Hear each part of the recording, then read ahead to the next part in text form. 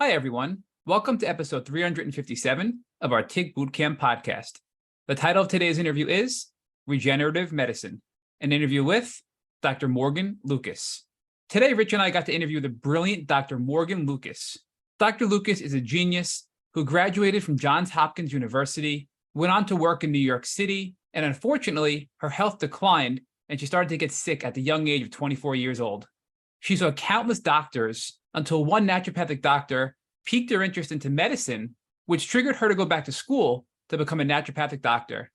Despite her declining health, she continued to go to school, she graduated, and she finally found the root causes of what was causing her illness. She had chronic Lyme disease, a variety of co-infections, and many other things going on, causing her to be sick. Within the last 6 months, Dr. Lucas realized the two things that were preventing her from getting better despite doing everything else right. Dr. Lucas goes into great detail about what she's done to heal and how she's now helping others overcome chronic Lyme disease in this community. So we're really excited to introduce Dr. Morgan Lucas. Hello, Dr. Morgan Lucas, and welcome to the TIG Bootcamp podcast. Thank you. Thanks for having me. I'm very excited to be here. And we're excited to have you on the podcast. We've had you on our target list for a long time, so I'm glad we've finally been able to jive our schedules together so we can finally get you on. So, Dr. Lucas, why don't you first share with us where you're calling in from? I'm actually in Costa Rica right now. I've been here for the past 2 months. Oh, that's really cool. And what are you doing in Costa Rica? Oh, I think that's something we'll go into. But I just moved out of my apartment in San Diego. I'm definitely going to talk more about that, but it's a long story. All right, so I'm glad you're feeling the past 2 months, so it's been really great. I'm going back to Florida to visit my family in about a week, but I'm sad it's over. all right. So we'll bookmark that for now. And you gave us a nice little teaser that we're going to come back to, and you gave our audience a little teaser, so that's really cool. So let's talk about your time in San Diego. So you're from San Diego, you're from Florida. Where are you from? I'm originally from New Hampshire. I went to high school in Florida. I've kind of lived everywhere. I went to college in Baltimore, and then I was in New York for a year, and then Seattle for a year, and then San Diego. And I was there for school, for a naturopathic medical school. I just recently graduated in June. Congratulations. Thank you. So I'm a newly licensed naturopathic doctor. But I started off at the home campus in Seattle, but I just needed the sun. So I went to our other satellite campus in San Diego. All right. So your childhood was spent in New Hampshire? Yes, New Hampshire. And then my freshman year of high school, my family moved to Florida. So I spent 6 years there. So you're an East Coast gal, and talk to us about what the educational system was like in New Hampshire, and specifically let us know whether or not you had any tick or tick disease education as part of your experience as a student in New Hampshire. You know what? I did not know much about tick-borne disease at all. I didn't know anything about ticks. Besides, I remember my mom pulling one off of my brother when I was growing up, but I lived in New England where it's very prevalent, but no education whatsoever. So, I mean, other than that one experience where your mom was pulling a tick off your brother, did you know anything at all about ticks or anything all about Lyme disease? Did you know anyone who had Lyme disease? I mean, was there any preparation to keep yourself safe from this difficult disease? I had never heard of it. Now that I remember, I had never heard of it growing up. I don't even remember the first time I heard of it, but I think that was when I was going through my health journey. So okay, and we're going to get there in a moment. So let's talk about your time in Florida. You moved to Florida your freshman year, so you went through all of high school in Florida, and then you finally went to Baltimore when you went to that nationally ranked college that you went to? Yep. So I spent quite a few years there. Yeah. So during your childhood, both in New Hampshire and then of course your later childhood in Florida, what is it that you envision for yourself? What did you think you would be doing to serve the world? To serve the world, I guess I didn't really find my direction until I was much older. And as most people here, pain turns to purpose. That did happen for me as well. I was never passionate about what I did. I studied economics undergrad. I was, raised in a family of entrepreneurs, and thought I would go into finance. I was really good at math. I also studied applied math and statistics, and so I was going to incorporate those. But my first job out of college, I did digital marketing analytics. And it was a blessing for me because at that point, my health was declining. And so it was a virtual office. And so that was really helpful. And then from there, I wasn't passionate about it. And so I realized I need to do something I'm passionate about it. And at that time, that was when I was starting to learn more about health. And in my free time, I would always read health books. And even when I was in college before my health journey. So I decided to pursue my passion. Okay, but I'm gonna cut you off one second. We're gonna go into all of that, I'm sure. We are gonna go back to, so let's walk back to your time at college. So we've been teasing you about your college experience because you went to one of the top colleges in the country. So why don't you first share with our listeners where you went to college? Oh yeah. I guess I didn't mention that. I went to Johns Hopkins University in Baltimore, Maryland. So Johns Hopkins, of course, is one of the top schools in the US, probably in the world. And it's certainly come onto the radar of the Lyme community because of so much of the Lyme research that's being done at Johns Hopkins, and so much of the research that many people in the Lyme community are using, for example, with psychedelics. So, I think there's no irony here that you went to a school which is becoming very prominent in the Lyme community, although those universes sort of didn't come together until recently. But when you're at Hopkins, do you recall any of the research being done on ticks and tick diseases, or any of the research that's being done on psychedelics, or was all that post dating your graduation? I did not get any exposure to that research at all. I think that was after I graduated. I graduated in 2014. But then again, I was also studying economics, so I wasn't really exposed as much to the research at that time.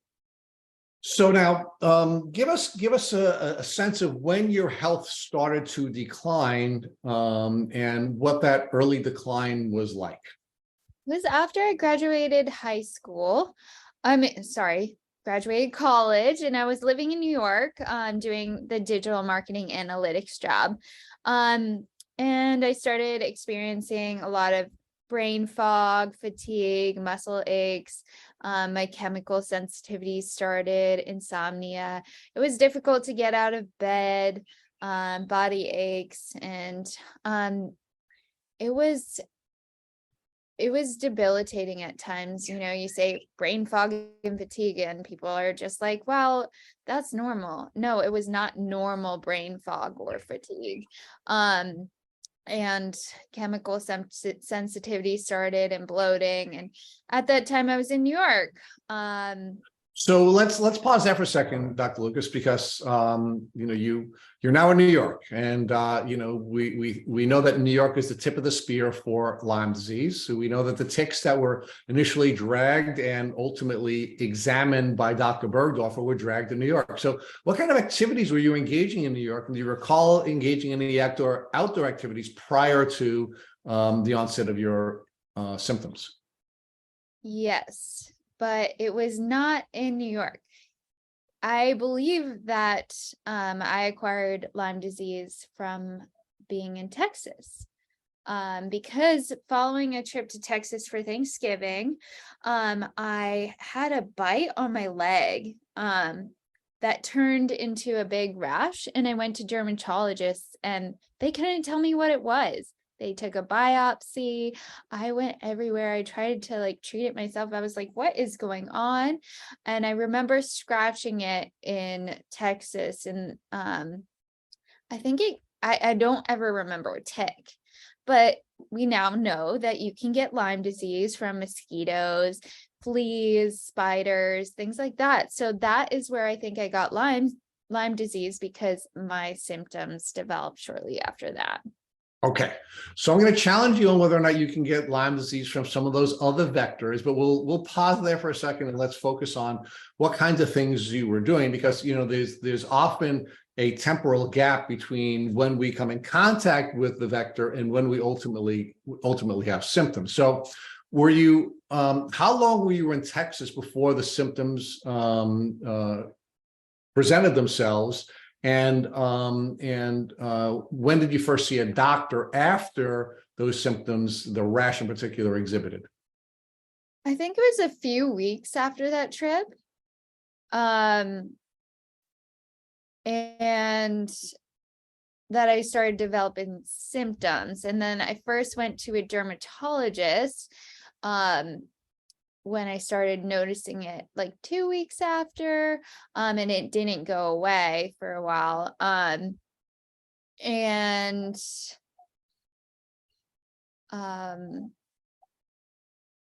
So is it possible that you could have been bitten before you left New York and then you went to Texas and noticed it? Is it possible that you had been bitten quite frankly at an earlier stage in your life? And part of what we always like to discuss with our guests is that most of the experts in Lyme disease will argue that there are two paths to acute to chronic phase. And one path is if you are bitten by multiple ticks at one time. So essentially, you trip into a nest and you get bitten by many ticks. And it doesn't sound like that was your path, because you would have noticed that.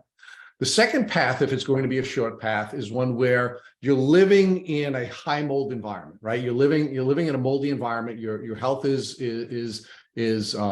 compromised, and your immune system is compromised by the mold, and then you get bitten by a tick, and then it would take off. Otherwise, in most cases, there's a long temporal gap between bite and the onset of symptoms. And generally, in that case, what we find is that you're in the midst of some high stress experience, and that immunosuppressive experience results in your body losing the capacity to manage these microbes, and you get sick. So if you were going to describe your path, what you think your path is, if it was one of those three, which do you think it might be? It's really difficult to say for most people. I do think most of my symptoms started after that bite, but at the same time, I was exposed to mold previously living in a house in Marblehead, Massachusetts. That is a possible trigger. And I did grow up in New Hampshire, so it's possible that I acquired it much earlier. It's so difficult to say, and I wish I could tell you. I wish we all had like a little crystal ball that we could have looked into and discovered what actually caused it. But for me, I could spend all day trying to piece it together, but we just don't know. Right. And on some level, Dr. Lucas, it doesn't really matter how you acquired it. Once you're sick, you want to figure out a path out of being ill. So I understand that on some level it doesn't matter, but it is important to explore that. Some people need to know. I mean, it may be something they emotionally need to know, but many of our listeners want to be able to help family members to protect themselves from getting sick. So they like to have this information so they can try to pass it on. And of course, we always want to make sure that we're not getting reinfected, because I don't think anything could be worse than being sick on a path to recovery and then getting reinfected, right? So that's why we explore these things. So I want to challenge you on another piece of this, and that is one of the things that Matt and I are often discussing is, how will someone get sick from Lyme disease, right? And we believe that there are only 4 ways that you can acquire Lyme disease. The upstream way that you can get sick from Lyme disease is you get bitten by a tick. And that's why most people get sick from Lyme disease, either directly, and now we'll get to the indirect piece. And there are three ways that you can indirectly get Lyme disease in our view. The first is congenital Lyme disease. Your mother could have had Lyme disease and you could have acquired Lyme disease. Second way that you can get Lyme disease is if you have had intimate contact with someone else who has Lyme disease, and that could be passed on to you. And the third way that you can get Lyme disease is if you had a blood transfusion. And the microbes could be transmitted to you through a blood transfusion. So if you were to accept our analysis of either a tick bite, intimate contact with somebody with Lyme, congenital Lyme, or a blood transfusion, and you were to sort of revisit your experience through that lens, what do you think is the most likely way you had acquired Lyme? I would say most likely a tick bite, because I did grow up in New England. I have not gotten a blood transfusion. I was not sexually active before that time. My mom doesn't exhibit any of those symptoms. So it's mostly a tick bite, but you don't believe that you can get it from mosquitoes, fleas, or spiders if you're immune? So let me share with you. So I think most of the research suggests that you can't get it that way, and the main thing that we have to be careful about when looking at the realities versus the myths of Lyme disease is that in order for a vector to transmit Lyme disease to you, there has to be a large volume of the microbes spit into you or put into you in some way, and there has to be a period of time where there is a long attachment period for that to take place. And the tick spit in particular is really a unique element of acquiring Lyme disease, because the tick spit not only causes the tick to become superpowered, and believe it or not, the tick spitting and sucking the blood up, there is actually a protein exchange that happens with our blood and the Lyme bacteria when it's in the gut of the tick.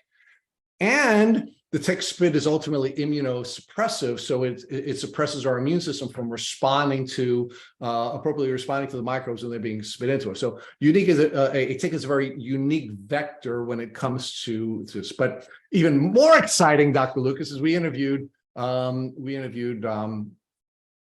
Help me with it. It was Dr. Rich. Professor Stephen Rich. Come on, Dr. Rich. Stephen Rich, who's this really, really smart man, and he's actually not only one of the foremost experts in the world on ticks, but also on mosquitoes. And we posed this question to him because we've heard the mosquito myth many, many times. And what Dr. Rich shared with us is you cannot get Lyme disease from a mosquito bite. And the reason you can't get it from a mosquito bite is in part, the attachment is not long enough, in part because there isn't a tick spit that would be assisting the microbe. But even more importantly, the mosquitoes have defenses against the Lyme disease, against the Lyme bacteria, and it is not harbored by the Lyme disease. So Dr. Rich had very aggressively and politely dispelled that myth, I think, on our platform once and for all. So it really is, at least in our view, it's one of the four: tick bite, congenital, intimate contact, or blood transfusion. We call the tick bite the upstream, and the other three the downstream. So thank you for allowing me to explore that with you, Dr. Lucas. It's always fun to explore these things with our community. So let's take the next step, right? Thank you for sharing your research. Well, thank you. Thank you for being kind. So let's take the next step. And the next step is you now start to get symptomatic, right? And you're not feeling well. And I'd like you to, for our community, folks really get frustrated with the fatigue piece, right? Fatigue, as we know from the LymeDisease.org surveys, is the number one symptom that everyone has in common. If you have Lyme disease, you're going to have fatigue, right? And one of the things that folks are often frustrated with on our podcast is when somebody like me who doesn't have Lyme disease says, "Oh yeah, I understand. I've been tired too," right? Share some or shed some light on the difference between what it was like to be tired before you were sick, and how that was different than the absolute crippling fatigue that you had when you first started to get your Lyme disease symptoms. Okay, so I would say like normal fatigue, people wake up tired, but they can still go about their day rather normally. and be a functioning human being and go to their job and fulfill their responsibilities. I would say Lyme disease fatigue, on the other hand, it's debilitating. You wake up, you can't get out of bed, even though you've gotten like 12 or 13 hours of sleep. Usually with average fatigue, like there's an explanation for your fatigue. Like maybe you didn't get a lot of sleep, or you are dehydrated, or things like that, or you just overworked your muscles by working out, things like that. But with Lyme disease fatigue, it's hard to satisfy your responsibilities. It's hard to have the motivation to even do so, because you're like, what's like, your body's in a survival state. It's trying to conserve energy. You've had 13 hours of sleep. Nothing helps. Maybe with average fatigue, like caffeine might help, but caffeine makes you feel even worse. So it's the point where, maybe you slept in till 10 or 11 and you still it takes you half an hour to even get out of bed. Unless, yeah.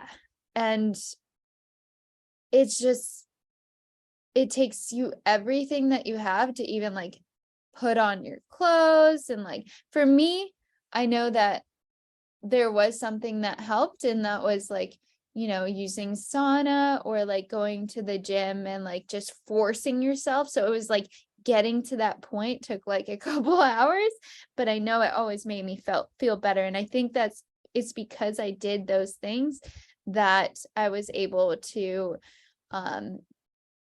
accomplish the things that I wanted to. Okay. So Matt is going to talk to you a little bit about some of the things you did instinctively to respond to your symptoms. I'm going to ask you to bookmark that now for the later part of our conversation. And I want to ask you about now how the fatigue impacted your mindset, meaning you're from an entrepreneurial family. You're hard charging folks. You went to one of the top universities in the world. I mean, it wasn't easy to get in there. You were, you were this, this very accomplished young person, and now you can't get out of bed and you can't function. What impact was that having on your head and your mindset? Yeah, I've always been a very goal-oriented person. And so these symptoms, this fatigue, this disease just turned me into a person who just wanted to get through the day. It made me focus on the short term rather than the long term. And it made me it forced me to focus more on myself. And I was forced to do the things that made me feel better so that I could get through the day, I guess. Right.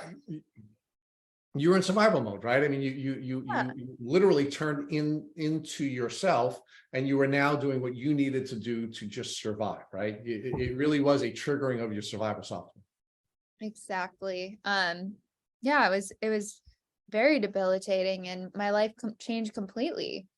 I was always a very social person. I was in a sorority, in college, very social. I've always had a lot of friends. I did pageantry. I was actually Miss New Hampshire Teen USA. Congratulations. And thank you. When I was in high school, and I was actually preparing for Miss New York USA. And I think my symptoms started like right after that pageant, and that was the end of pageants really for me. And so I've always been so goal oriented. You need to have like discipline and structure when it comes to these things. And for me, when I got sick, everything just became less important, and my health became the most important thing for me. And finding answers and doing research and seeing doctors became so important. And that's what I did in my free time. And I learned so much that just made me so excited about what we can do for people and what tools we have in our tool belt for not only Lyme disease, but for so many other conditions. Like everything I was learning applied to like my mom who got breast cancer around that same time too, and my grandmother who was struggling with Alzheimer's. And I just got so excited about all of these tools and therapies that we have. And so it just opened up my world. So at the same, while it did have a short term, like it did turn off my my short-term perspective on life. It turned, I was more focused on the short term because of my illness and just surviving, but it also did trigger a long-term vision for myself. And so, So we'll get there. I promise we're going to get there, but let's examine another piece of this story that you've shared with us, which is you're not the first pageant participant that we've interviewed on this I've podcast. heard your other interview recently with another pageant girl. We've had a couple. I'm sorry. I think it was Mrs. United States recently. Yes, so we've had at least, I think, 3 other pageant participants. And what I find kind of interesting about your experiences, you're making a temporal connection between when you got sick and your participation in a pageant, which we've heard several times. So I'd like to talk a little bit about how rigorous it is to prepare for a pageant, how stressful it is to prepare for a pageant, and how that may have been sort of the straw that broke the camel's back. Unfortunately, in addition to your mom's illness and your grandmother's illness, I mean, that whole combination of events were clearly very, very stressful. Yeah. In addition to the mold exposure around that time. But yeah, preparing for a pageant takes a lot of discipline. I was working out twice a day. I really put in so much effort into Miss New York USA because I wanted to go to Miss USA. And this was like one of my last shots, like to go to Miss USA. And I know Miss New York is a tough competition. They have 200 girls competing. So I wanted to be as prepared as possible and really go in all out. So I was working out twice a day. I was eating a meal plan of 5 meals a day, measuring things like that. So it was a stressful period. I was preparing for an interview with my pageant coach. I was getting a gown designed and just mentally preparing as well. So, and I was working a full-time job at the same time. So it was a little bit stressful, but at the same time, like I've done it before. So it was kind of fun for me to do. And I've done it before. So, and I was working virtually. So that was helpful in terms of preparing, but yeah, it was a stressful time, but I also think possibly the mold exposure had something to do with it as well. Or all of the above, right? I mean, it really is a combination of things. So I do agree with that. All right. So now you said that you had been a very social person for most of your life. And now as you're getting sick, you're starting to turn in, right? And so talk to us about how this triggering of your survival software and, this is pre-Dr. Lucas. So how Morgan Lucas is now turning into herself. What impact did that have on you socially? And how did your friends and family react to you essentially separating yourself from your social environment? If sometimes it's hard to get through your day, it's sometimes even harder to get yourself to go out socially. So that can impact you on a social level in a lot of ways. And it can impact your priorities. Like I'm going to prioritize friends who are very close over superficial friendships. But it is very difficult and people often don't understand, like I can't see you because I can barely get out of bed. So on my good days, yes, I would try to organize something and try to keep up with friends, but it was also after I had graduated high school or college. So I didn't really have many friends close by anyways, and no real reason to go out socially. So I was very isolated at that time. But you know, my because I changed, my friends changed too. My circle changed. I lost touch with a lot, maybe all but one or two friends from college, because it took a lot of effort to reach out and stay in touch. And my effort was going into other things like finding answers, getting healthy, like getting through the day. And so my friends changed. I started migrating to people with similar interests when I was going through my health journey. And I was very blessed to be in naturopathic medical school where everyone, they get it and they understand if you cancel last minute because you have symptoms and you just can't go out, you can't muster up the energy, they get it, versus whether you did it with someone else, they don't. And I would say like my family and my friends, they would, my previous friends, I feel like people who don't also go through something like this, they don't get it, and they see what you're doing and spending so much time taking care of yourself as being selfish, when really you're doing it for them. Everything I've done for my health and my self-care, I do for my family.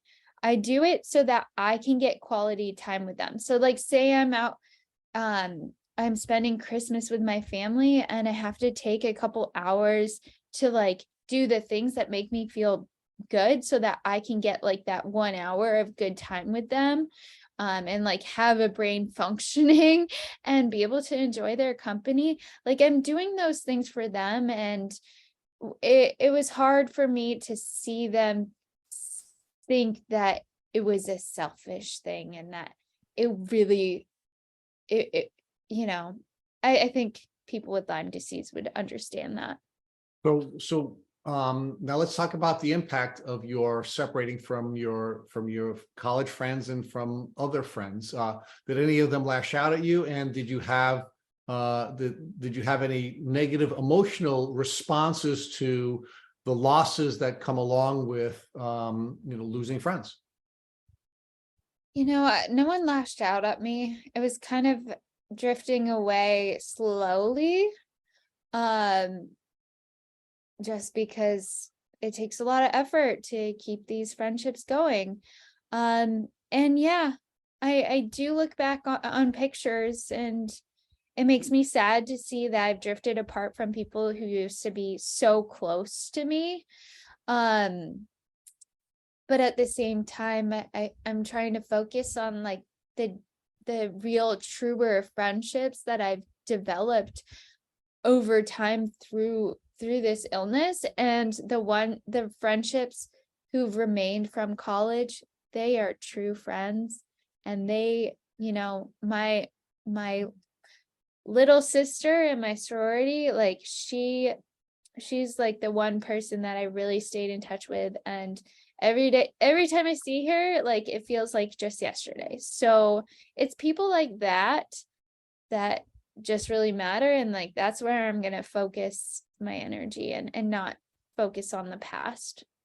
So we're going to spend some time talking about the blessings of Lyme disease later on in the podcast. And you're starting to, again, foreshadow some of those conversations that we're going to have.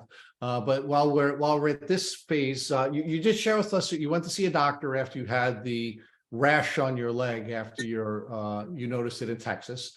And that doctor was not able to help you to get a diagnosis. Now you begin to suffer from these early symptoms, and you were talking about this debilitating fatigue. Did you start to see any doctors after the debilitating fatigue?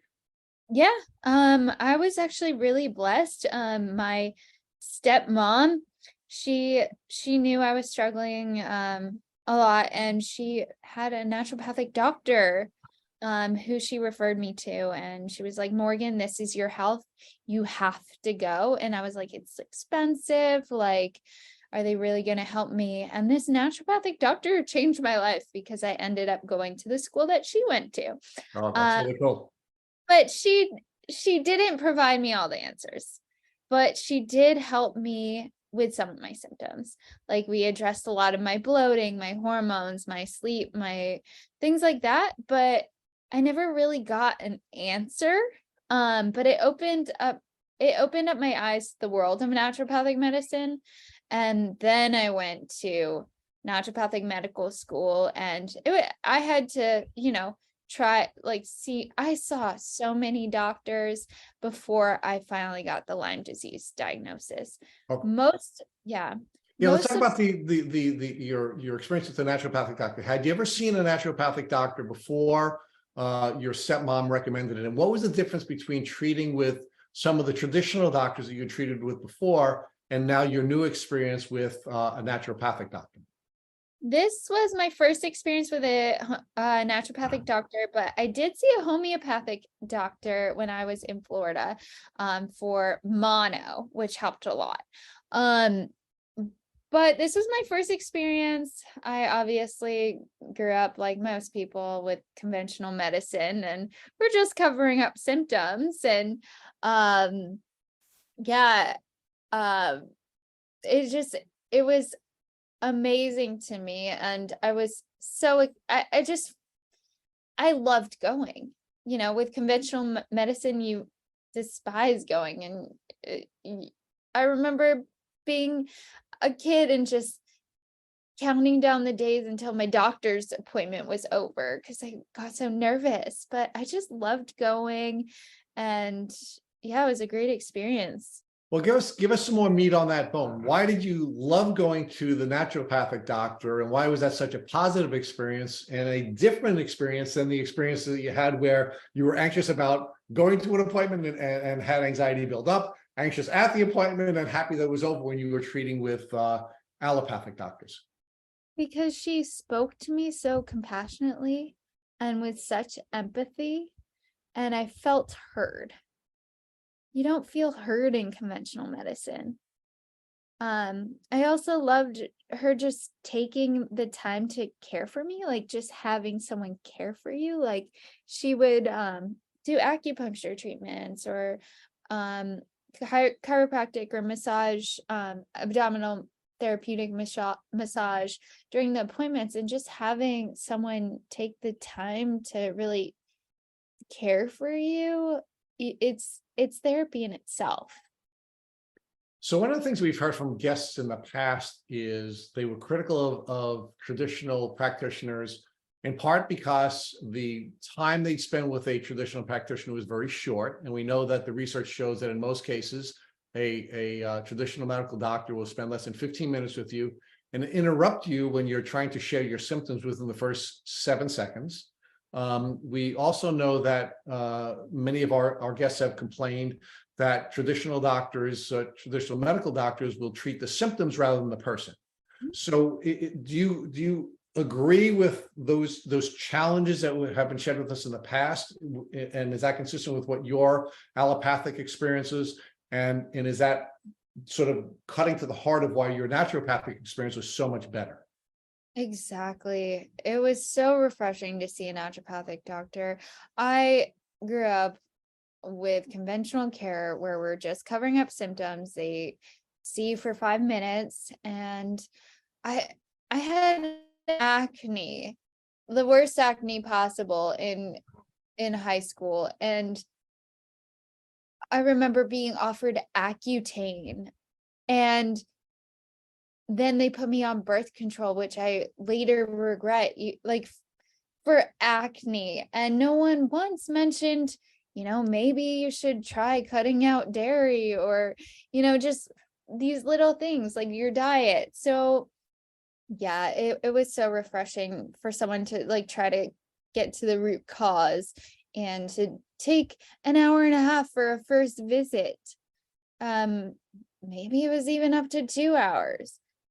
You never see that in conventional medicine ever. Now, you said that you were a little anxious about going to the doctor because you had said to your stepmom that you were concerned about the cost. Now, were you concerned about that because the naturopathic doctor was going to treat you outside of the insurance system, and as a result of that, you were going to have to pay for it privately? Yeah, she did not accept insurance. The naturopathic doctors are not licensed in New York, so she couldn't, but So, so you had this experience where you were stepping out of the system. We talk about that a lot on this podcast, where unfortunately what we find is that many people, in order to be able to recover from Lyme disease, they have to step outside of the system. And it doesn't matter what system you're in. We've had many of our podcast guests and some of our listeners argue to us, well, the reason, the system doesn't work here in the US is because we have this capitalist system, and they like to sing the virtues of one of these government systems that you see in Europe or in Canada.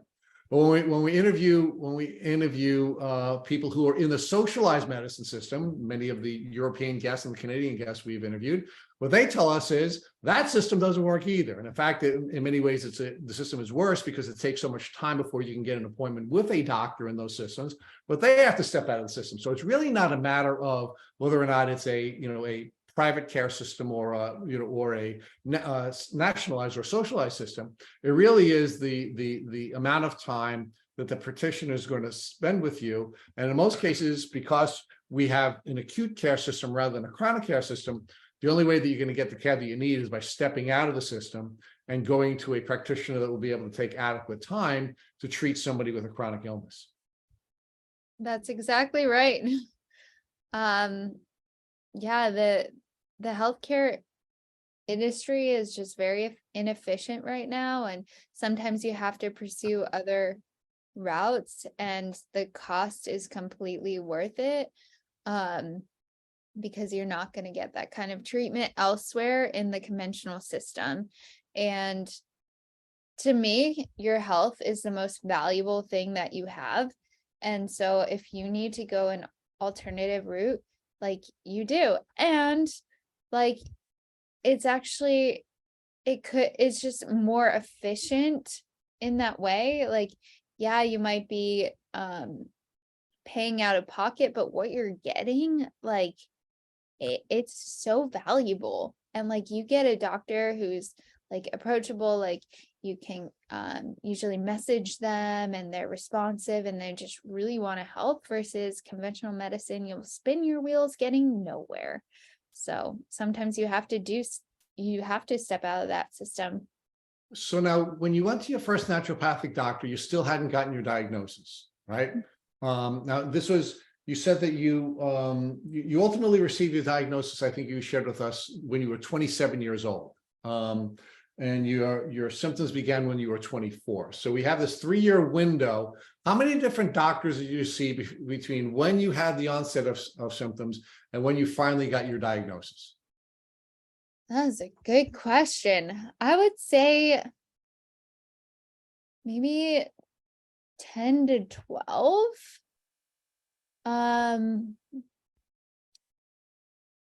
Maybe less, maybe around 10, but I started on my health journey. I met my naturopathic doctor.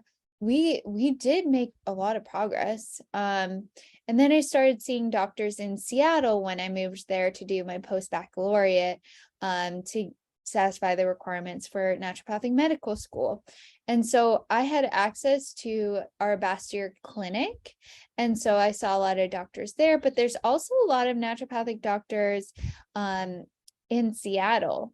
So I did see quite a few doctors, but like at the clinic, like I would see multiple doctors. So they were all in charge of my care, but no one really uncovered the Lyme disease. We were addressing mostly like, it wasn't even on my radar.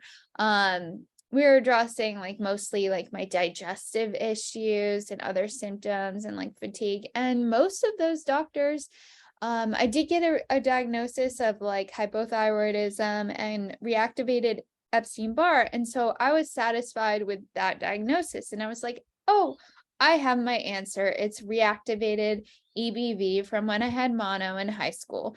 And so I subscribed all my symptoms to that.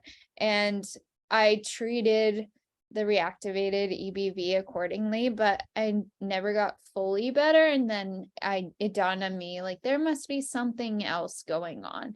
And then I think someone else in my social circle or something mentioned Lyme disease at one point, and then I asked my doctor for a test because it dawned on me, like you've been treating this a long time, like you should be better. And so I knew there was probably something else going on. So I asked my doctor for a test, and we tested it. And it was actually on my doctor's test too at that point, because we've exhausted a lot of things. And yeah, it's weird. She thought about testing that as well at that point. And then the test was not positive at that point, but the Western blot did have some positive bands, and the CD57 was low, and there was some indication. And then she referred me to a Lyme doctor who did another test, and that one was positive. So yeah, I did see quite a few doctors, but most of them naturopathic, which was a blessing.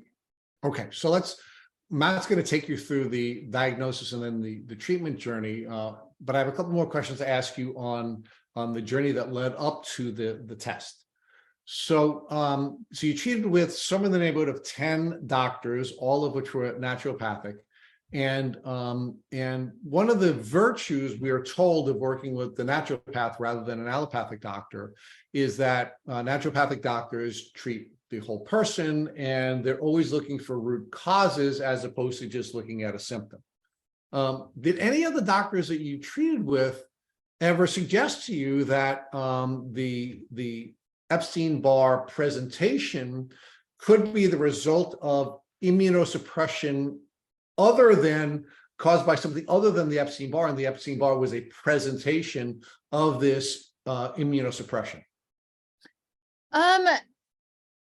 I think maybe that's a good question. It was indicated when we focused more on like my sleep and my gut health to support the immune system, because I did have some infections. I think they sort of indicated that in that way. By, we diagnosed this reactivated EBV, but we're treating the gut and enhancing your immune system by supporting your sleep and all these other areas. So I do think that was sort of on their radar, even though it wasn't on my radar, even though it wasn't like blatantly said, like, or explained. And I knew that too. So that might be why they didn't just say it.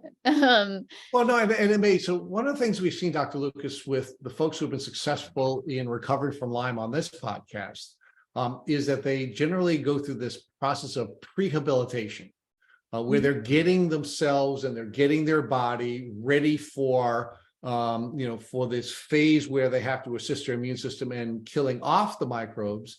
And a lot of that has to do with working on your gut and working on your sleep and working on your movement and working on your diet and doing those kinds of things you need to do in order to be able to get yourself ready for what seems to be the battle phase or the killing phase of this. And it looks like all of the naturopathic doctors that you're working with, although they weren't able to properly diagnose you, and I'm thinking they probably did have the clues to do that, but we'll put that aside for a moment. They certainly were taking you through a process of focusing on your entire body and your person and your mindset and all of those other pieces that were important for you to take the steps you needed to take after you were diagnosed. Exactly. Yeah, we call that in naturopathic medicine establishing the foundations for health.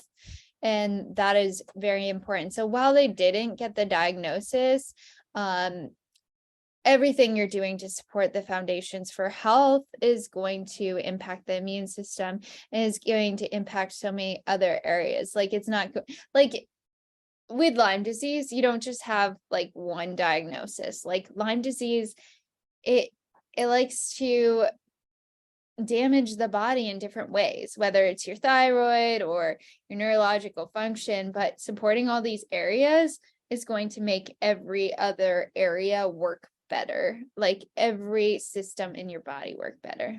Okay, so before I hand you over to Matt, I'm going to ask you to react to the Tick Boot Camp definition of Lyme disease. So at Tick Boot Camp, we define Lyme disease as a polymicrobial, multisystemic, chronic infectious disease.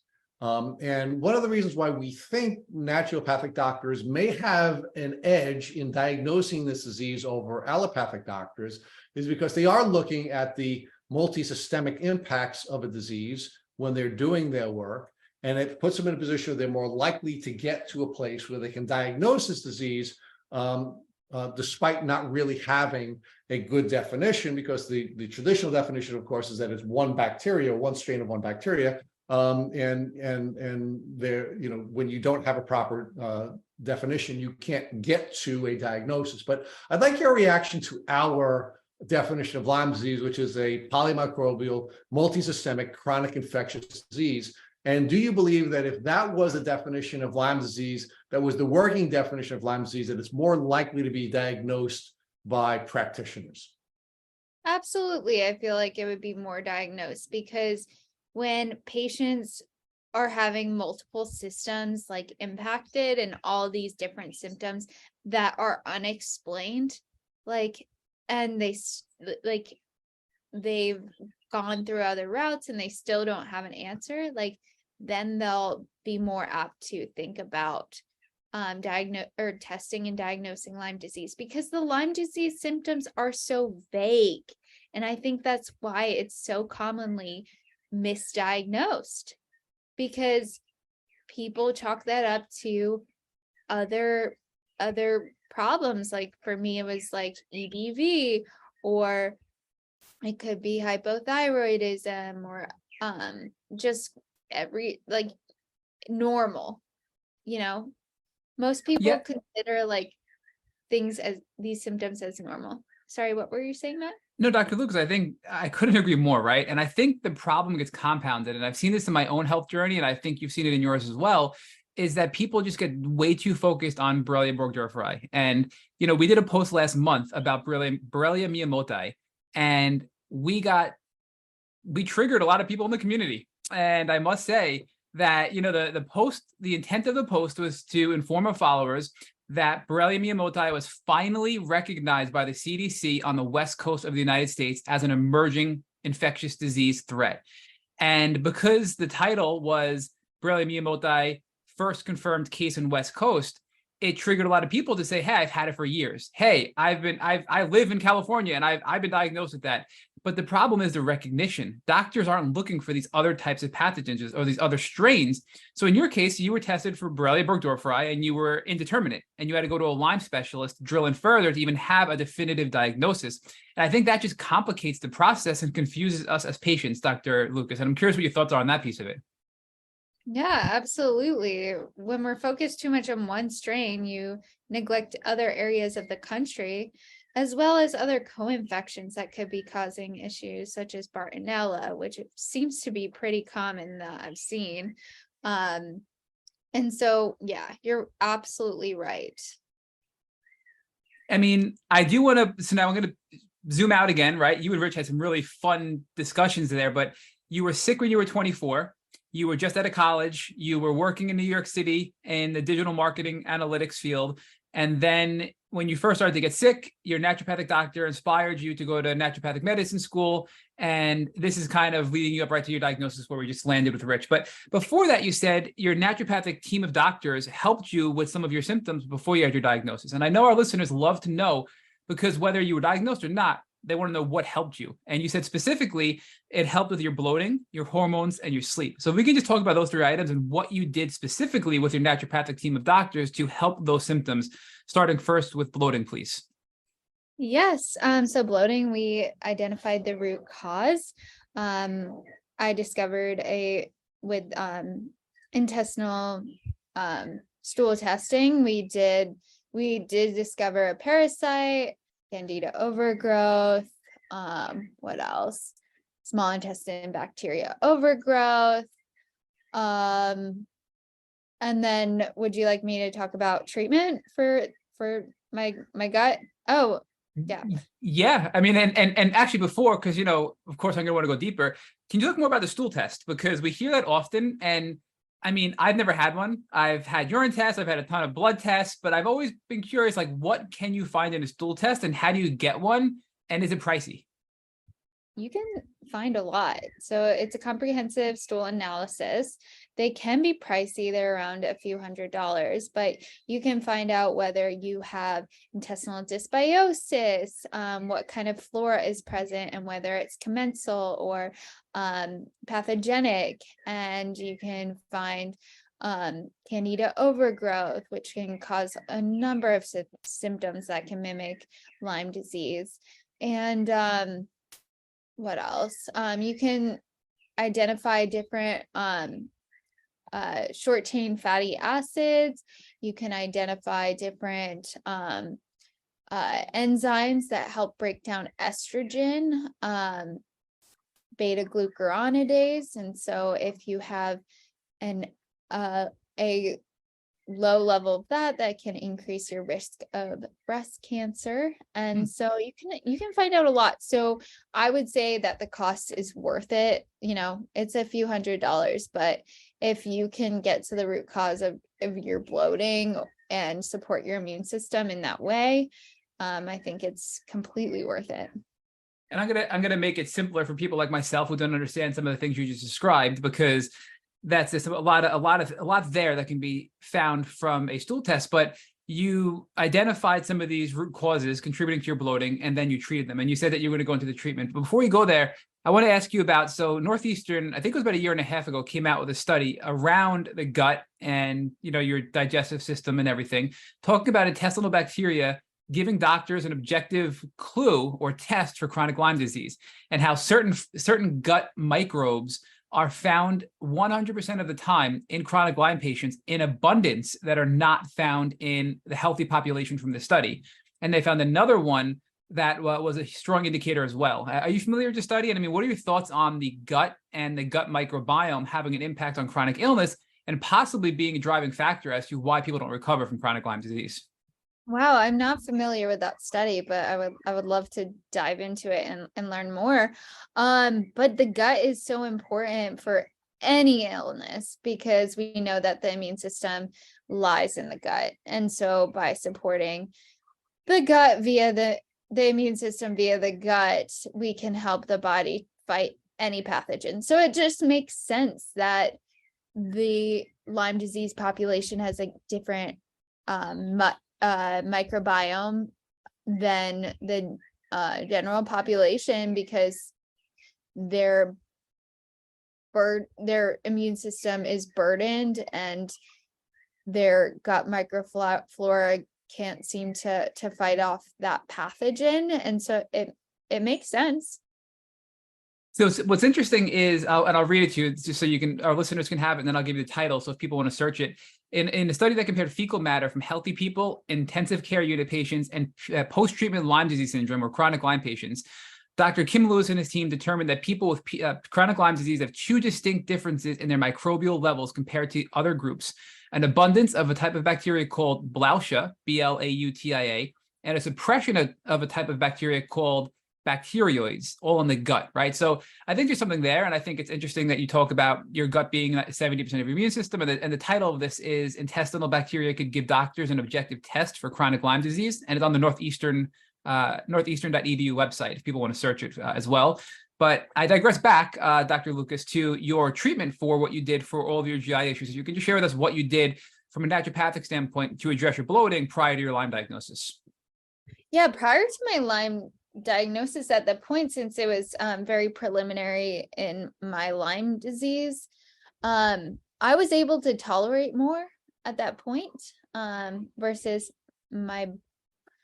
I became a very sensitive person, and I think that started after I moved to San Diego, being exposed to mold. But I did tolerate the herbs, so we did an herbal kill protocol for the pathogens that were present. And then we did a repair protocol, which consisted of some demulcent herbs and formulas that helped rebuild the gut microbiome, and then reestablish the microflora with probiotics and fiber and things like that. And so that did help, but I still had some issues after that. And so I think because my immune system was suppressed, these infections just kept coming back because I retested again. And initially it was gone and then it was back. And so, you have to support the whole body in order to completely heal from these things. And it's a process of elimination, right? So you realize you have bloating issues, you realize you had infections in your gut, you treated them, they got better, and then they came back. So you knew something else was wrong because it shouldn't come back if you're healthy. So you had to get deeper, more to the root cause. So before we do go on to your diagnosis, I want to focus on the hormones and the sleep as well. If you can give us specifically what you did to address your hormone imbalances and sleep pre-diagnosis, because that's something many Lyme patients struggle with even once they have a diagnosis. Yeah, I first suspected that I had hormone problems because my sleep was so poor, but I also had amenorrhea, which means the absence of menses.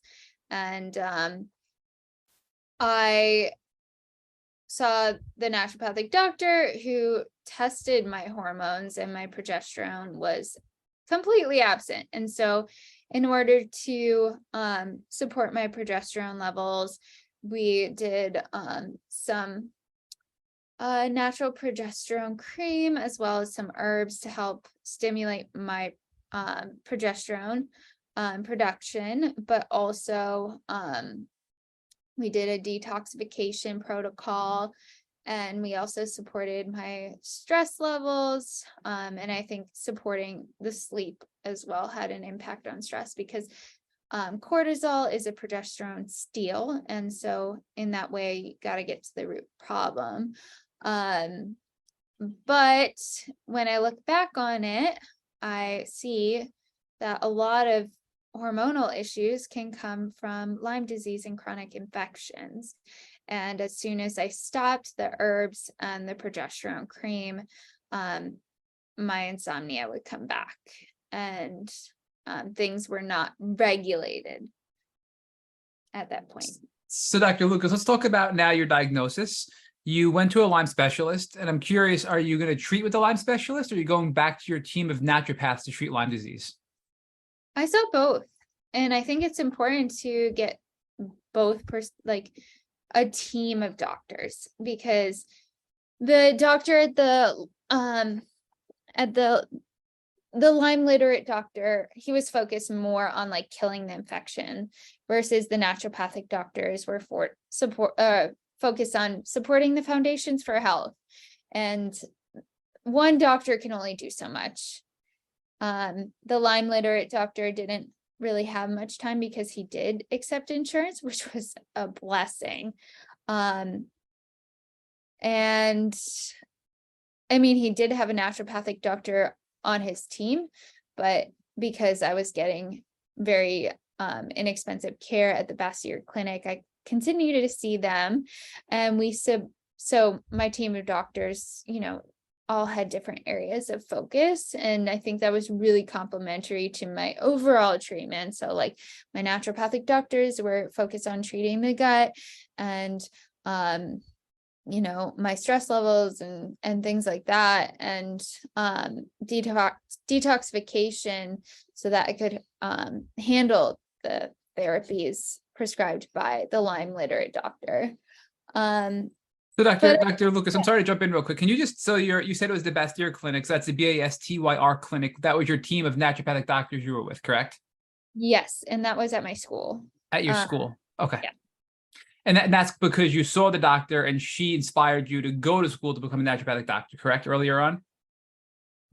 Yes. Okay. Now I'm bouncing back to with you and Rich. You said you saw her because of your mom, I believe, right? And then that inspired you to go to naturopathic medicine school? Or you could tell me I'm wrong if I misheard that.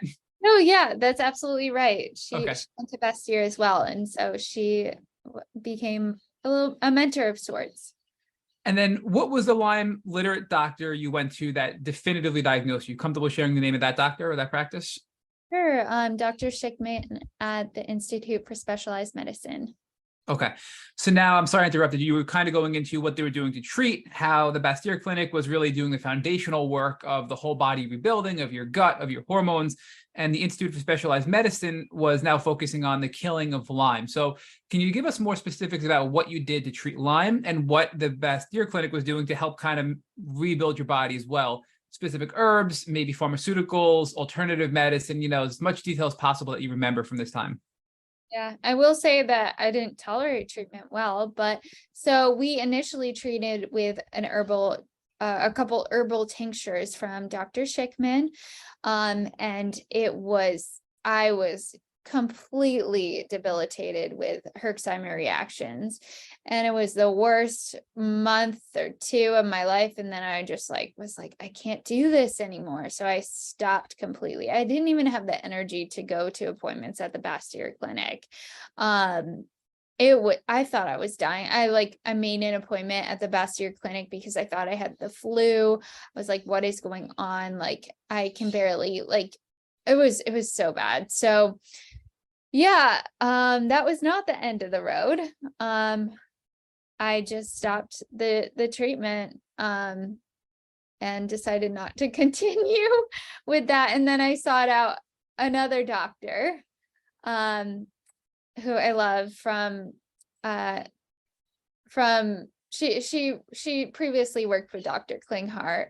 Dr. Irina, she worked at Marin with Marin Health, but she would travel to LA, and so I saw her in person initially, and she was really, really great. And so, but I also continued to see Dr. Schickman because he was really great with diagnosis and doing labs and checking in, and that was covered by insurance. But I didn't really follow his protocol because it just caused Herxheimer reactions versus Dr. Irina, who really listened and understood and saw that I was very sensitive and went really slow.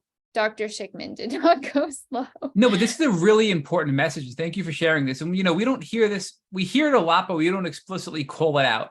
And we have people that we talk to offline and on this podcast that go, I got a diagnosis. I'm going to go hardcore and treat and just deal with the fallout. And I'm going to be in bed and I'm going to be shivering and I don't care because I want to get better.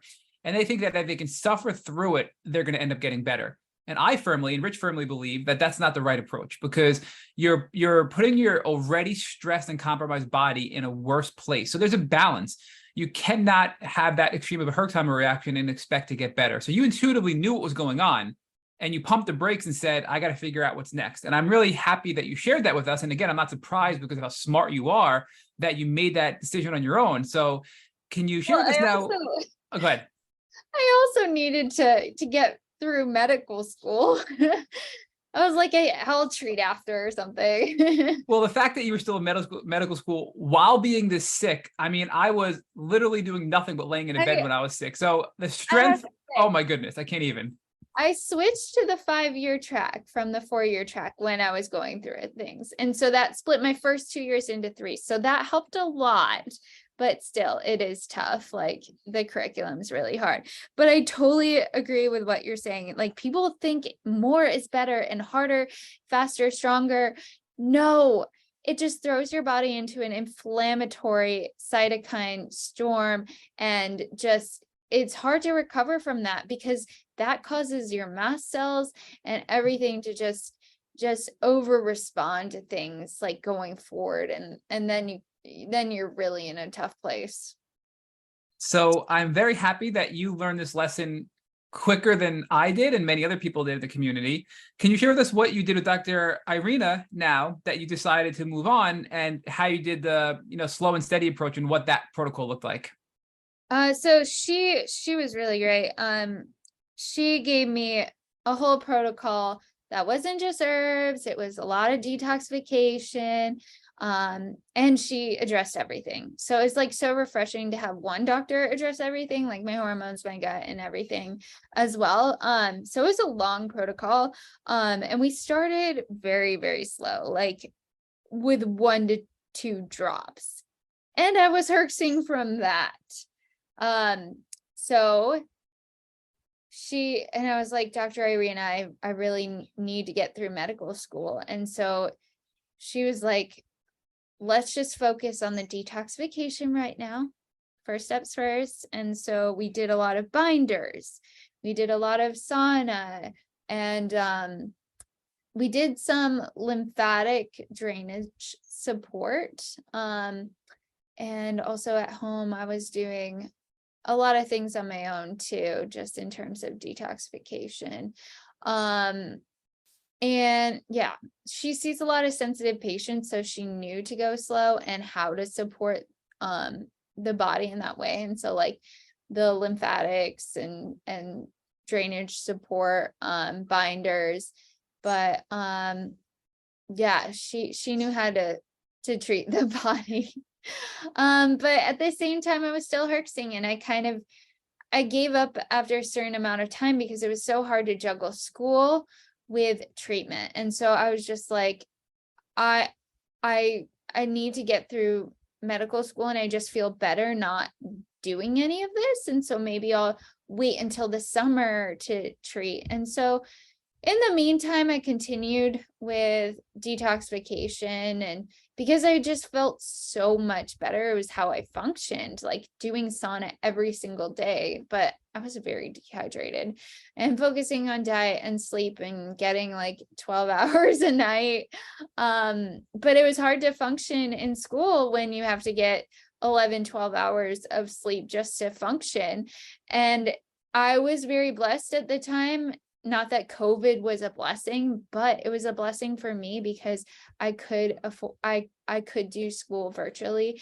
And I moved to my mom's in Florida. I basically lived there most of the year. Versus I did fly back to San Diego for a few in-person labs and intensives that we did, but it was helpful to be able to like watch recorded lectures and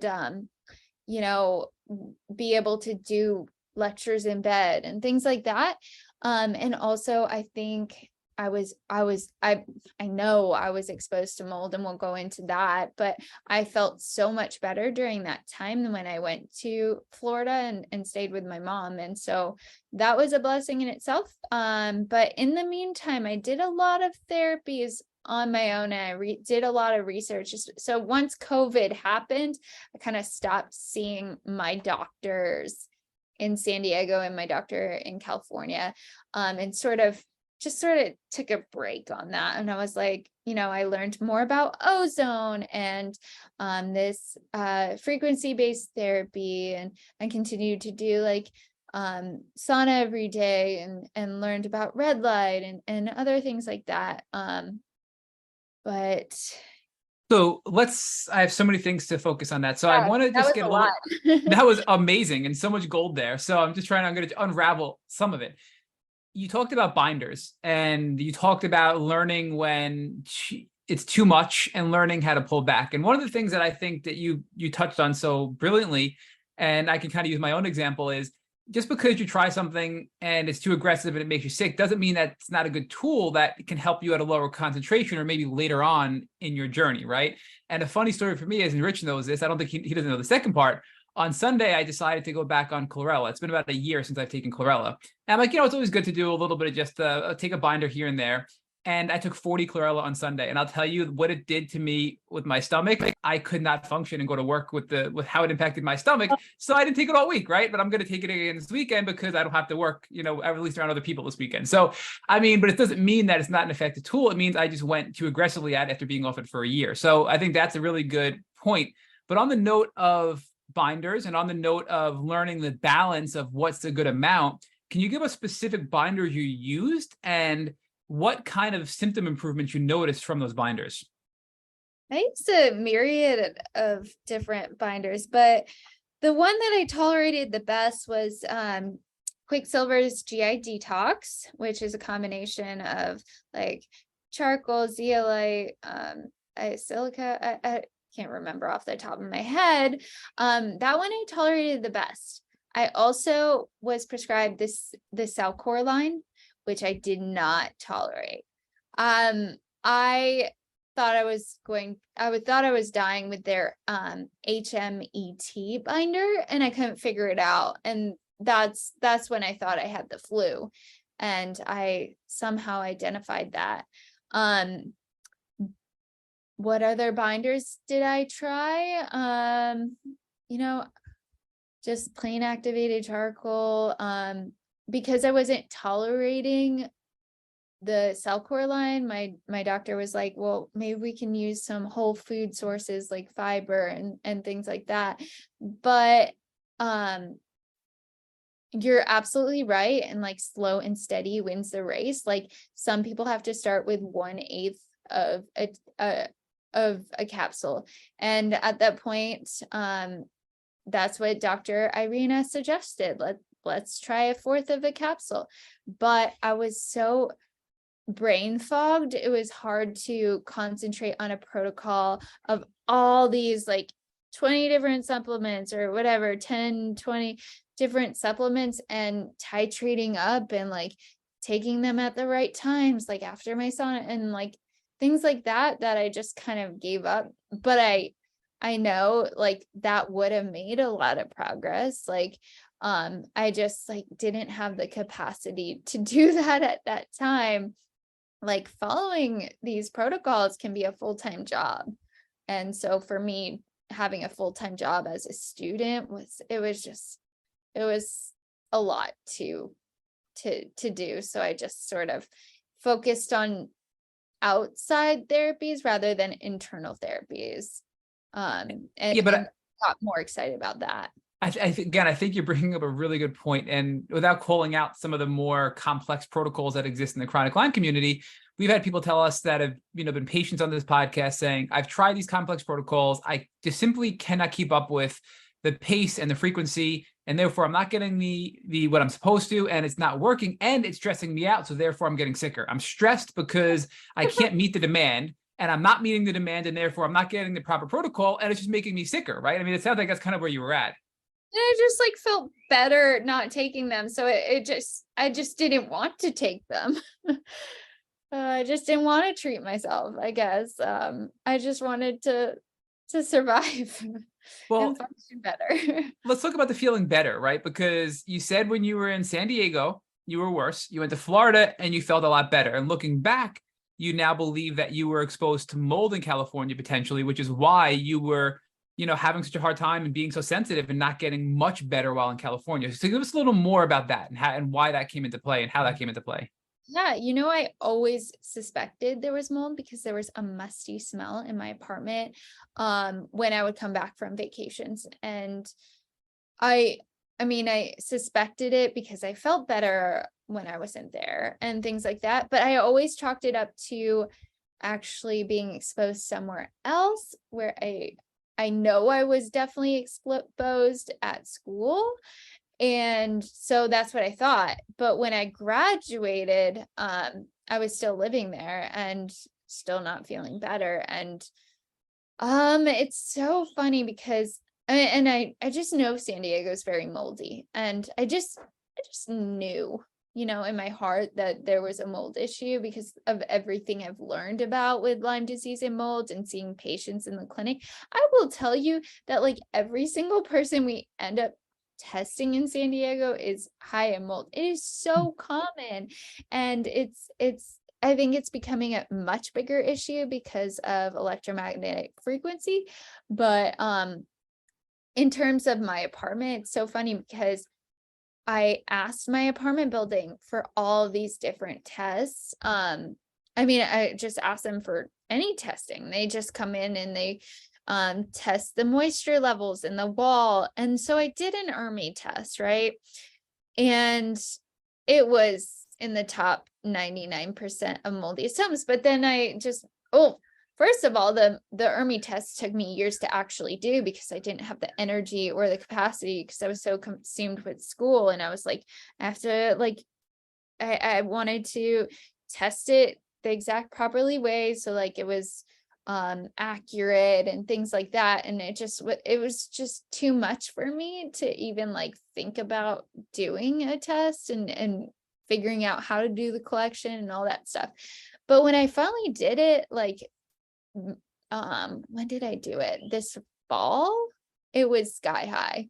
And I took the sample from the air purifier, which they told me was okay because I had replaced the filters just a few months, like a month or two prior. But I chalked up the results to it just being from the air purifier. But then just recently, in January, there was a water leak. But so our apartment building opened up the wall. Turns out there was a lot of mold behind the wall, and the person who was remediating it said it had been there a while. But it's so funny because 2 days ago, my previous roommate, I've moved out everything. Just they remediated that, but I didn't trust it. I knew there was something else. I knew that there was more mold because it still smelt musty. And I knew that I just still did not feel well. And I knew, like, I think my room was worse than my roommate's. Like, there was something in my room. But it's so funny because 2 days ago, I found out that they opened up a wall in my bathroom and there was a ton of mold. And my bed, like the head of my bed is like basically right next to the bathroom. I slept there for like 4.5 years. So I was exposed for a while, and I know I got myself as good as I could on my own in a moldy environment. And the fact that I got myself to the point of being functional and graduating from naturopathic medical school, I think that these therapies can be really impactful. But I never got myself fully well until I moved, like that's an obstacle to cure in itself. And it, like, looking back, like we need to make sure all of our patients are not in a moldy environment so that they can heal, or in a toxic environment. It might not be just mold, but I also found like high uranium in my water, in my body. Like it couldn't have been higher. So when I did a mycotoxin test in my body, but I did a total tox. So I also got environmental toxins and I got heavy metals. And so, yes, I had high mold as expected, but also my uranium level was even, like, it couldn't have been higher on the scale. So it was in the top 99.9% of people. And I don't know where that came from. Like, I'm pretty sure it was from the water, but I was getting a tested water source. So I think I was absorbing it from my bath water. But my body was so overburdened with other toxins. It just was in Lyme, causes your body to have issues with detoxification, which explains why I felt so much better when I would sauna. There was one point where I needed to sauna twice a day. First, to get my day started, to like wake up my brain, and then the next to just like go to bed and just relax at the end of the day and feel better to accomplish like some other homework assignments. Because I would always do a lot of homework assignments in my sauna because it helped my brain work. I think it was a lot of the blood flow too, because I had Bartonella too, and Lyme and Bartonella can impact blood circulation.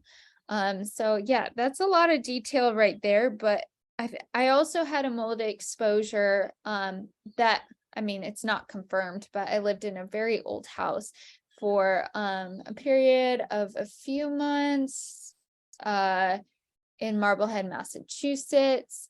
And I remember getting sick when I first moved there, and I thought it was like the flu or something. And then I got an air purifier, and my mom got a little sick too, and we just thought it was like a cold. And then I got an air purifier and it went away, but pretty sure I was exposed to mold there too. And so it's just this accumulation of toxins that can burden our immune system. And I really feel mold is it's a really commonly overlooked issue, and people don't want to admit it. I think that was the problem with me. I didn't want to admit it because moving would be so daunting when you have such low energy and you're just trying to survive, and like, yeah, you're just trying to get through medical school and things like that. And I think it's the people with the worst mold problems that just don't want to face the fact. And like, why did I put off testing for so long? Probably because if the results came back positive, I didn't want to move or face that huge daunting. But you did eventually, and when you moved, you got so much better, right? I mean, that's the lesson. Well, one of the many. I mean, you just gave us over a dozen lessons in that one little snippet of information there, Dr. Lucas. So I'm just blown away. So, and my takeaway is, though, that you are your own experiment. And this is the most fascinating part about this podcast interview is you were inspired by this naturopathic doctor. You went to naturopathic school. You experimented on yourself, and you trial and error like a scientific experiment. Until you figured out how to get yourself better, not just from Lyme disease, but from mold and heavy metals and Bartonella and everything else. And now you're using what you've learned to give back to the chronic Lyme community. And Rich is going to get there in a little bit. I know I'm just getting ahead of myself, but the way you just described that just gave me chills. So I just want to really focus on how powerful that is. And thank you for sharing that lesson with us, because I learned a lot from that. But I think you had something to say. Did I interrupt you before asking my next question? I was gonna say, this has just been very recent. I did everything. I just like got out of my apartment like a couple months ago. So yeah, it's very recent. And also what you're saying is like me being my own experiment. Like I literally was in my room like doing IVs on myself, like doing different things, and like, just seeing what worked and what didn't, and just trying to get myself well, and that's taught me so much, and so I'm really grateful for that.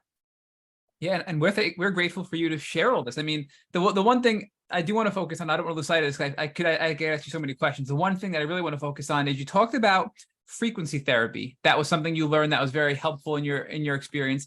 And in your pre-interview questionnaire, you talked about the Free Medico Wave 1 device as well. So can you talk to us about frequency therapy, the Free Medico Wave 1 device, PEMF, and all that kind of stuff, and what your views are on how it works and how it helps you in your journey, your journey to health that you're at now? Yeah, so it's a frequency-based therapy which targets different bacteria. So like the first, and resonance of your body to help stimulate systems. So the first phase, the first month, is a detoxification phase, and it helps stimulate detox and like put the body into a more parasympathetic state. And then the second phase is more targeted towards Lyme and that bacteria. So it helps kill, not kill, but like more just harmonize and sort of kill. It's kind of like a rife technology. But does it kill? Because from what we understand, the frequency actually sort of cancels out the bacteria and prevents it from spreading and essentially kills it, right? I mean, is that how it works?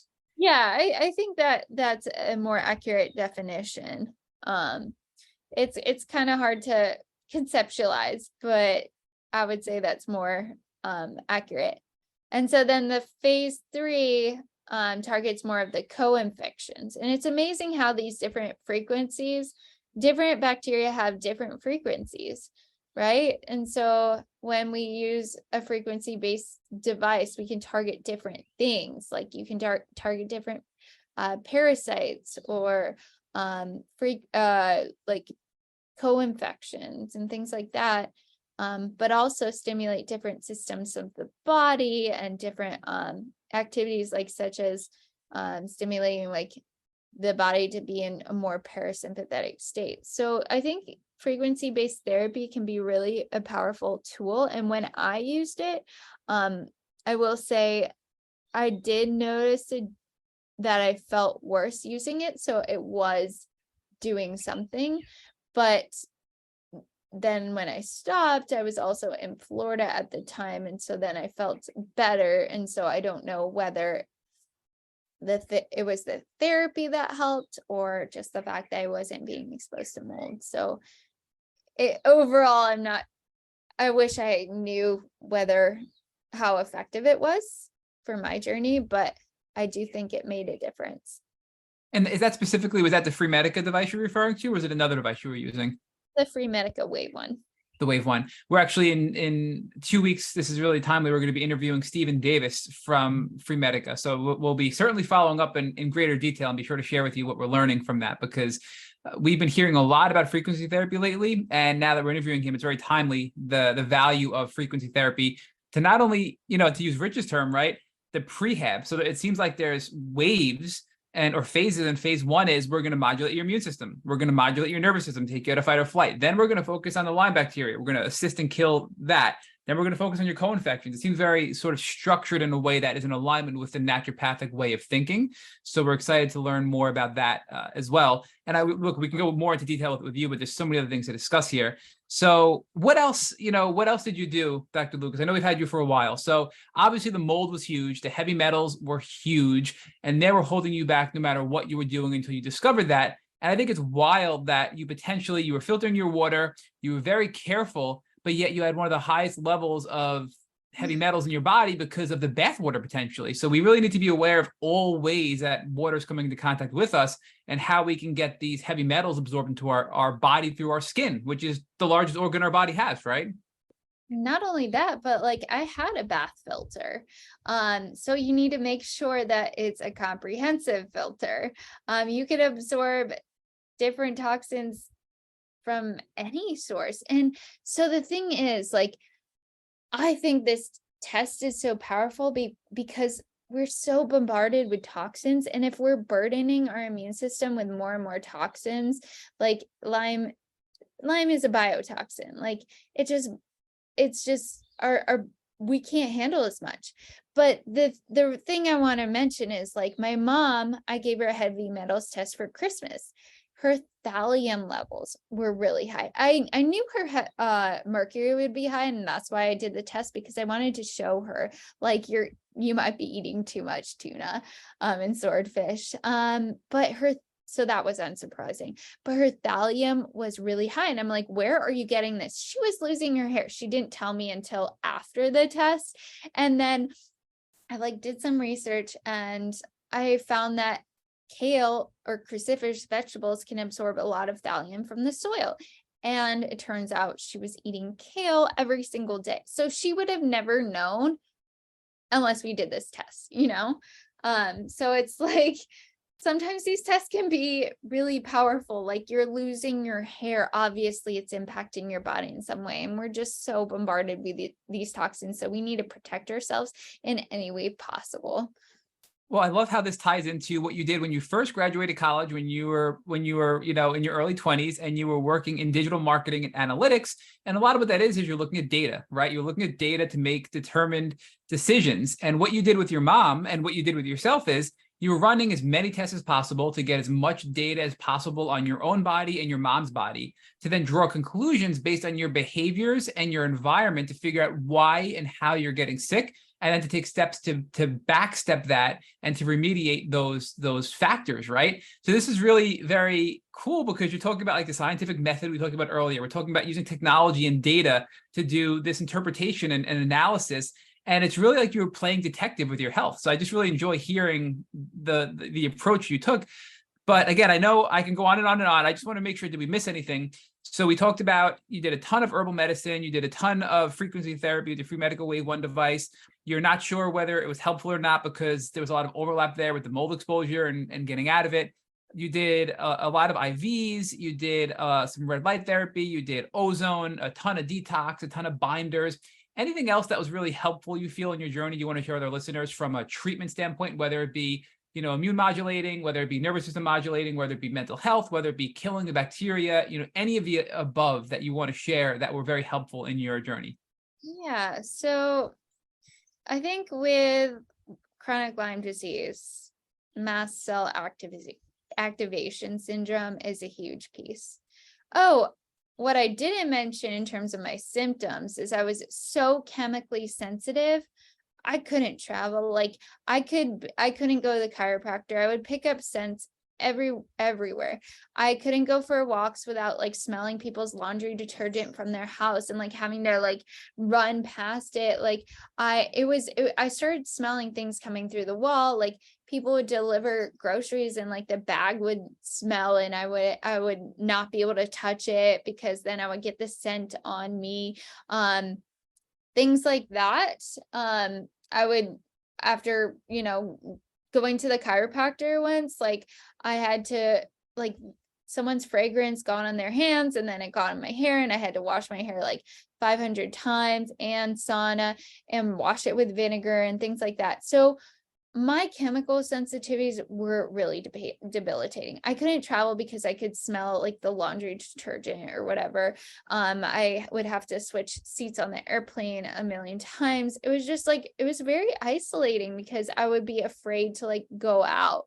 Like you can't even like go, like I would go in an elevator that had recently been cleaned and experienced like the worst brain fog from just like a few seconds of like close or like covering my mouth and my nose and like not breathing, and I would smell that scent for like hours and hours afterwards, and it was very debilitating. And getting like that brain fog, like that was the worst symptom from chemical exposure. So I did learn about DNRS. I didn't actually do the practice, but I did the program. And I feel that really helped me just solidify that,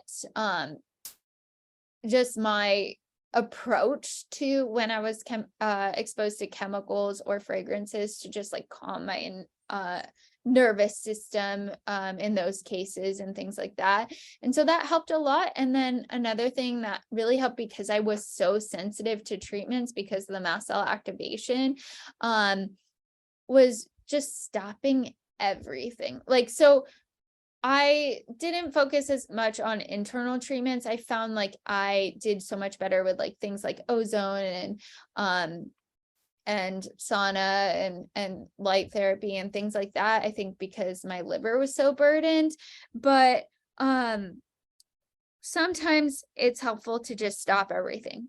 I had a really bad SIBO and I couldn't tolerate the herbs. I couldn't tolerate the medication. I couldn't tolerate,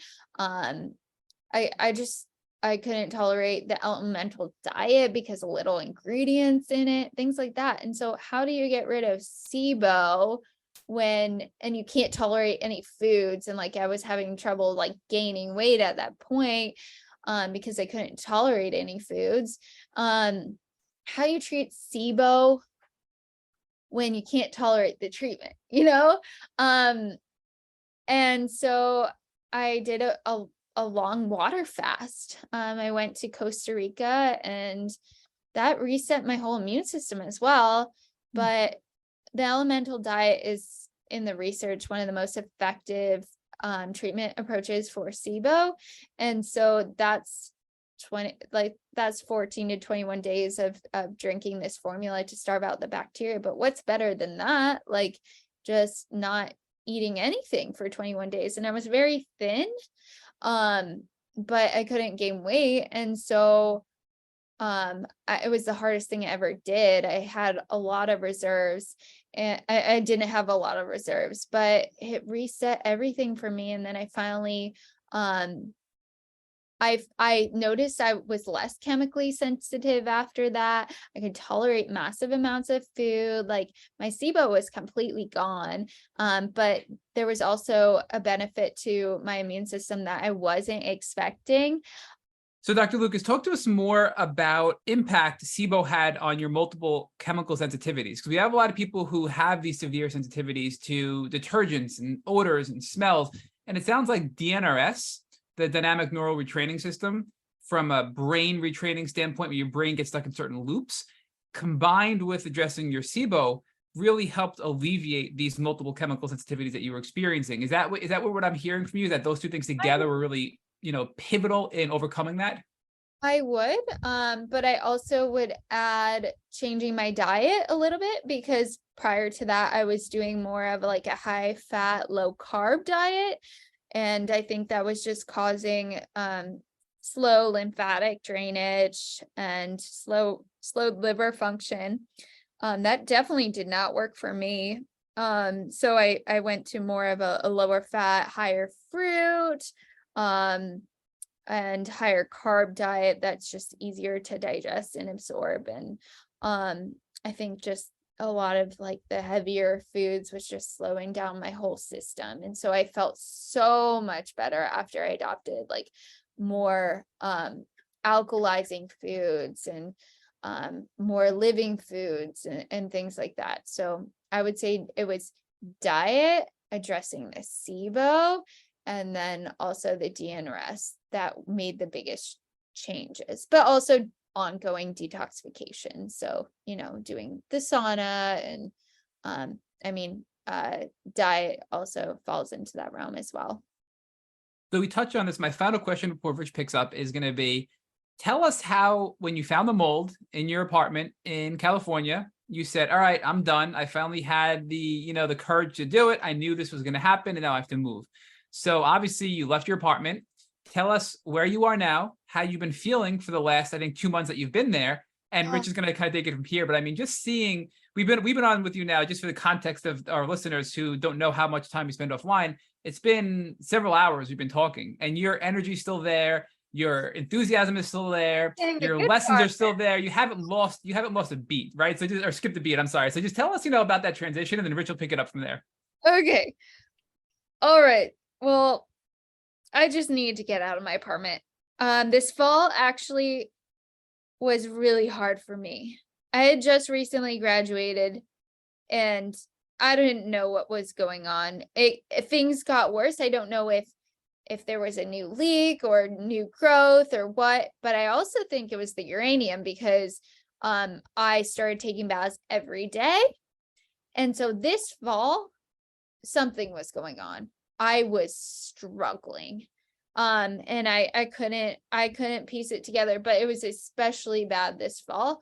And so once I finally got myself to do the total tox test. It came back really high and I was like, I just need to get out of here. And so I needed to go somewhere healing.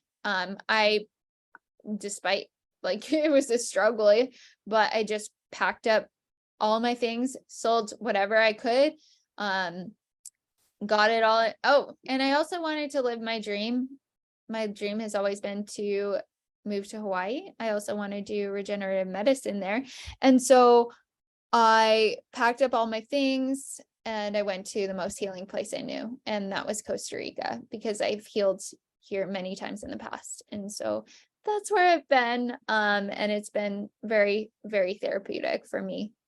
And I've been able to detox and I feel better than ever. I did do a 21-day fast as well, though, because I knew that was the fastest way to detox and get rid of the damage that had been done. And now I'm rebuilding from here. But yeah, I just had to get out of my apartment from the mold and the uranium, and I feel like better than I ever have in my whole life right now. So yeah. So let's talk about the transformational nature of this experience, the parts of the Lyme disease journey that you wouldn't give back for all the money in the world. How are you different? And how did you learn about your gifts and your talents that you're now using to serve the world? How am I different? Well, my experience has taught me to push through things, and it's taught me that, But not too hard. but not to, no, but to have faith in the process, because everything that I've been through, like I look back on it and I'm not mad about it. I'm open. I'm just, I know it's all going to benefit me and my future patients. And so it's taught me so much. I've learned so much through it. And like, I think that's what sets me apart, is my positive outlook on what I've been through, and my positivity. And every day, people would have no idea what I was going through. Never. Because I'm so friendly, and I never talk about these things. And I got the best compliment the other day. Someone said, people just seem to glow after talking to you. You must be impacting them in some way. And so all I can hope for is that my past experience can have empathy and can really help other people not only get results in their treatment, but also just feel like they're being cared for and are healing. So tell us about how you learned to be that empathetic doctor, and what were the triggers for that, right? Because you went from being, a data geek, for lack of a better description of what your post university experience was, to now being a healer. And that was a big pivot from, what your experiences were during your child and the way you envisioned yourself.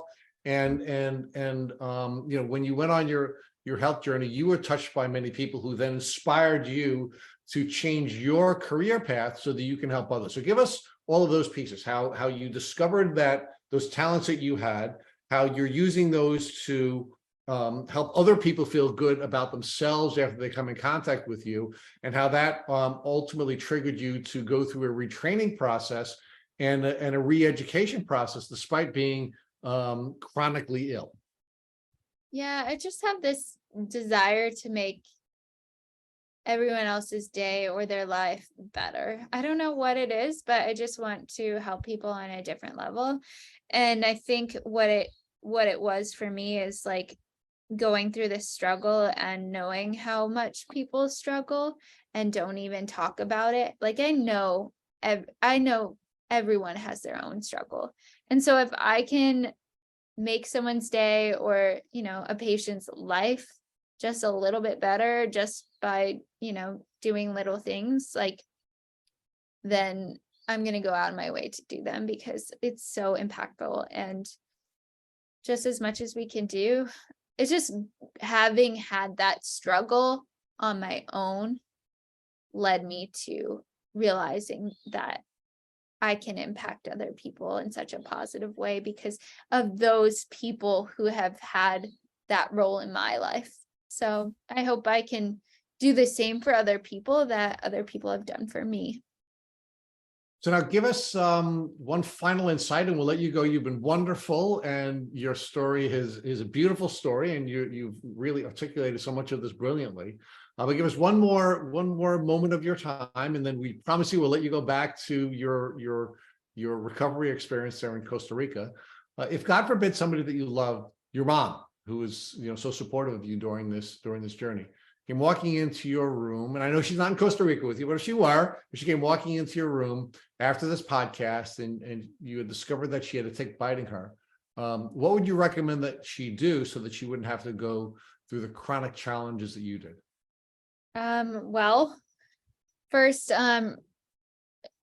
remove it carefully, and make sure all parts are intact by using tweezers and making sure even like the head and everything, like there are no parts, but remove it immediately because you don't want anything, any more contact, to increase your chances of acquiring Lyme. Save it, put it in a plastic baggie so that you can send it to a lab and get it tested. And then in the meantime, I think you should be proactive. I would find a Lyme literate physician. Honestly, I would go for the antibiotics, but everyone is different. I think it's not worth the chance of acquiring, like years of having symptoms and fighting Lyme disease when you can just take a round of antibiotics. But there are consequences to that in your gut health and everything, and that impacts your immune system. But there are other options, like you could do herbs, you could treat with ozone, you could do hyperbaric, you could do frequency-based therapy. So explore all those options with a Lyme literate physician. And then I would say focus on the foundations for health, getting proper sleep, and focusing on your stress levels and things like that, so that your body can fight this immune infection.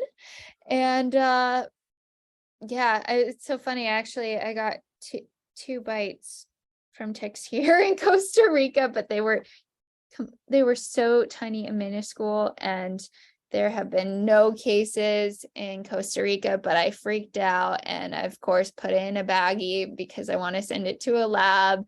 And I found a tick on myself about a year ago, and I freaked out and I took the antibiotics, even though I don't know if it bit me. But for me, it wasn't worth it to go through this experience again. So. Well, thank you so much, Dr. Morgan Lucas, for spending so much time with us in our community. You're a wonderful young doctor who we know is going to change the face of Lyme disease. So thank you very much for all the work that you're doing, and thank you for spending so much time with us.